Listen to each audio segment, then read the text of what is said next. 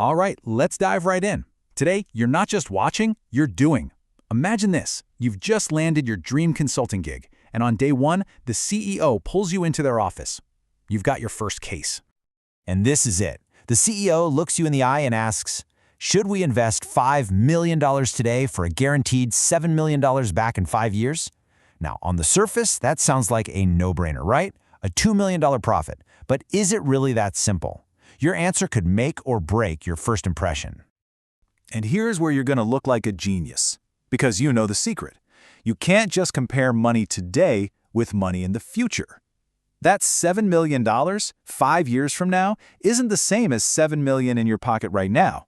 To really compare them, you need a way to travel through time, financially speaking. You need what I like to call a financial time machine.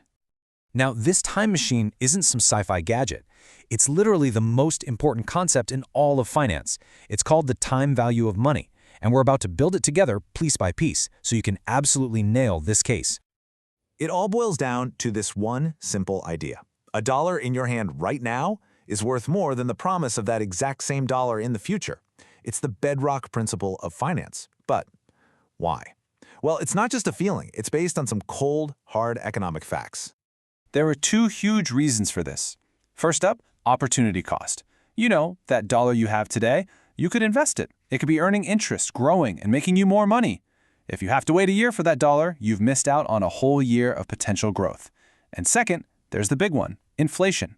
Over time, prices go up, meaning your money's power to buy stuff goes down. The dollar in your pocket today buys you a whole lot more coffee than that same dollar is going to buy you a year from now. Okay, let's build the first part of our time machine, the fast-forward button. In the world of finance, we call this compounding. Think of it as the engine that grows your money's value as it moves into the future. Let's make this real. Say you invest $1,000 at a 10% annual interest rate. After year one, simple enough, you've got your original $1,000 plus $100 in interest, so $1,100 total. But here's where the magic happens. In year two, you earn 10% not on your original $1,000, but on the full $1,100. So you earn $110. See that extra $10? That's interest you earned on your interest. And that, my friend, is the incredible power of compounding. And get this, it's not just that it compounds, but how often it compounds that makes a huge difference. Just look at this. The same $1,000, same 10% rate, same 10 years. If you compound annually, you end up with just under $2,600. But compound that money daily, and suddenly you're at over $2,700. The more frequently you compound, the faster your money grows. It's a massive accelerator. So we've got the fast-forward button figured out. But for our case, we need to do the exact opposite, right? We have a future number, $7 million, and we need to know what it's worth today. For that, we need the rewind button on our time machine. We call this process discounting. You can really think of discounting as just compounding in reverse. It's the tool we use to pull a future amount of money back to the present day to see what it's really, truly worth. It answers the critical question: how much should I be willing to pay today for a promise of cash way down the road? This is the exact tool we need to solve the CEO's problem.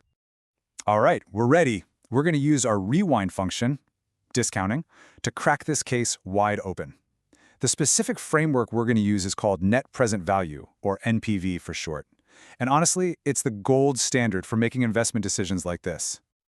So here's our game plan. First, we know the future cash flow, $7 million in 5 years. Easy. Second, we need a discount rate. This is basically the minimum return the company demands on its investments to make it worth the risk. Let's just say it's 6% a year. Third, we use that rate to rewind, or discount, the $7 million back to what it's worth today. Finally, we take that number and subtract our initial $5 million cost. And whatever's left over, that's our net present value. And when we run the numbers, after we discount that $7 million back 5 years at our 6% rate, we find out its present value today is about $5.23 million.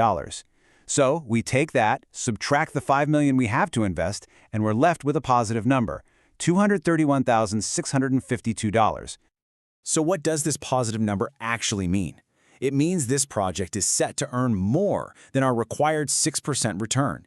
It's literally creating new wealth for the company. It's adding value.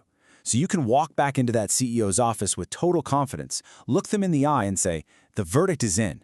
This project is an absolute go. And just like that, you've crushed your first case. Awesome job. Now, let's do a quick debrief so you're totally prepped for that next big interview. This is the stuff you absolutely need to walk away with. Okay, 3 key takeaways. Number 1, and this is non-negotiable, never ever compare money from different time periods directly. You always got to bring them to the same point in time, usually today.